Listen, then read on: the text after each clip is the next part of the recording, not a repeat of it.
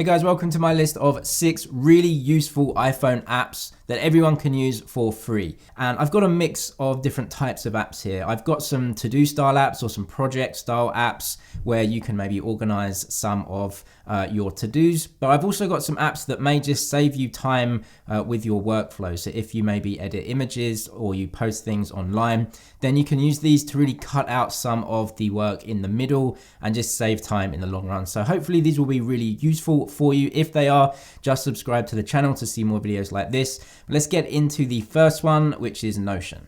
There is absolutely no shortage of Kanban style to-do apps. That's what they call this type of app and the layout that you get with them.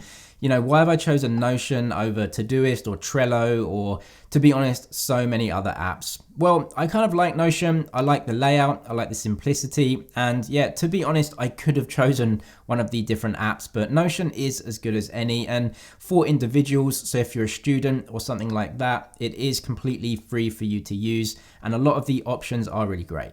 This one has a kind of cult following, I guess, and I would say this one is targeted a little bit more towards students, maybe college students, rather than work. If you are looking for something for work, maybe go for Trello, something a little bit more professional, but this one's really good for students. You can definitely do some group work with this. I like the little touches in this app, so you can actually use some emojis for each of your different to-do lists and projects. Page history is really good as well, so you can actually go through all of the different edits of your pages and actually see maybe you made a mistake one time. You can go back to a previous version of that page, which I think is a good idea. Not to say that that isn't available in other apps though. Next, we move into a completely different type of app, and this is called 2 Stories. So this is an Instagram story poster, if that makes sense. So when you do actually take images and videos on your phone, you'll know that you have to essentially maybe edit them first if you don't want to edit them in Instagram. So you have to, take the image first, because we all know if you go into Instagram, if you go into stories, or if you go into the Instagram app and actually take an image, it's not the best. You don't get all of the great camera and HDR processing ability of just the normal camera app on your iPhone. This one makes it really easy then to take the camera actually in your camera app first, and then you can just post it straight to Instagram stories. So you can actually go into your iPhone share button, and then this will be an option in there. So you can just set it up as one of your favorites. You can do this with the Instagram app already, but it actually just posts to Instagram, your Instagram feed, and not to stories. So this one just makes it really easy. It's like a shortcut almost. You can just press this, it just goes into the Instagram app and then goes right into stories, and then you can post it on there. Usage is a really great app to see how much of your phone you're actually using right now. So there's a battery percentage chart, and also more importantly for me is how much RAM and storage of your phone that you're using right now. Telling you how much of your battery you're using up isn't massively useful because Apple do that already. You can just see it in the top right hand corner. Also, there's a really good looking widget that Apple have that can tell you how much of your battery percentage is left. But where this app really excels is telling you how much of your RAM and storage that you're using on your phone, which I think is really super useful. So you can see RAM, obviously, that's a big issue. So how much of your RAM are you actually using? Do you need to maybe close something down? Are you getting close to that? I don't think it's really a big issue with iPhones anyway. They're going to close things down if you get close to it, but it's really nice to see how much you're using. Storage for me, definitely more useful. So I have, I think, 64 gigabytes of storage on my 11 Pro. My 12 Pro, I think, has 128. I think that's the base storage for the 12 Pro. But anyway, you can see right on your home screen exactly how much you're using. And definitely on my 11 Pro with that 64 gigs, it is kind of right up there in terms of how much I'm using. So I'm always having to check, have I taken too many videos, or have I got too many apps on there and having to delete them? So it's really good to see exactly how much I have left.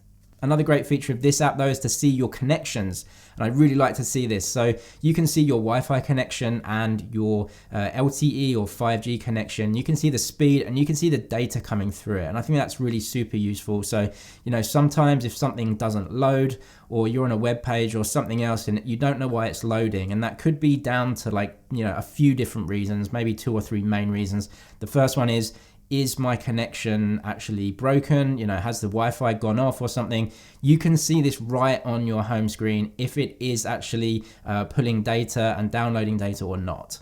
The app gives you all this information, which is great, but what is better is the widgets. And yeah, just put the widget on your screen. You can see, am I using Wi-Fi? How much storage do I have left? So the widgets really make it for me. You can put them on there, just see all that information, and you don't ever have to go into the app.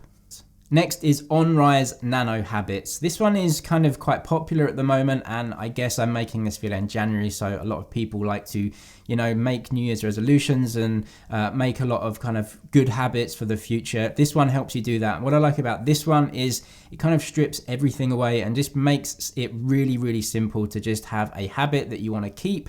How many times do you want to do that habit in each day or each month? And then it's going to remind you. It is actually really amazing to see how far you can come if you just set a really small goal each day to achieve. And that's what this app does. You can essentially just choose how many times or how many times within a set period of time that you want to do something. And that's pretty much it. It's really simple. You can just tick it off every single day. It's going to remind you. And you also have that second bit of the app, which is like a rest reminder. So if you are really working hard, maybe for exams or something at work, you can just actually schedule in some time, 5 minutes or 10 minutes, where you just take all your mind away from that, relax. And that's really important too. So I like the two features of the app. It's really simple and just could be effective in helping you to achieve something over the long run. Plusky is another one of those apps that could just save you like 5 or 10 seconds each time. And over the course of a few years or so, that could add up to actually a lot of time saved. This is a really simple premise. Just puts a calculator on your keyboard. And I've been in those situations if you're chatting to people or if you're writing something, maybe a note, you want to do a calculation really quickly, then you have to swipe out of the app that you're in, go into the calculator, do that calculation, remember it, then put it back into the Notes app or the Pages app or whatever. Well, this just takes out that step. All you have to do is add this app to your keyboards, and then it's in there as a keyboard option. Whenever you want to actually do a sum, when you're in the Notes app, for example, you can just switch to the Plusky keyboard, do the calculation, and there it is. You can see the calculation and also the result of that straight in the Notes app or the Pages app or whatever app you're using.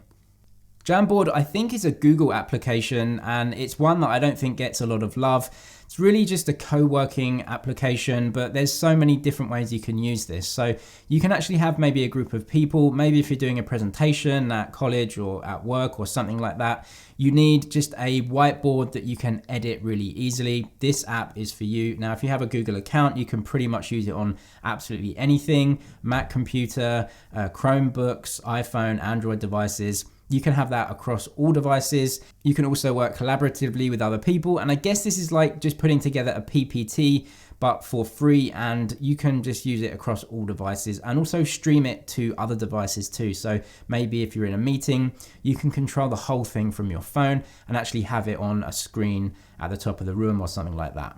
That is my 6 really useful iPhone apps for this video anyway. If they were useful for you, please subscribe for way more content just like this, and I'll see you in the next one.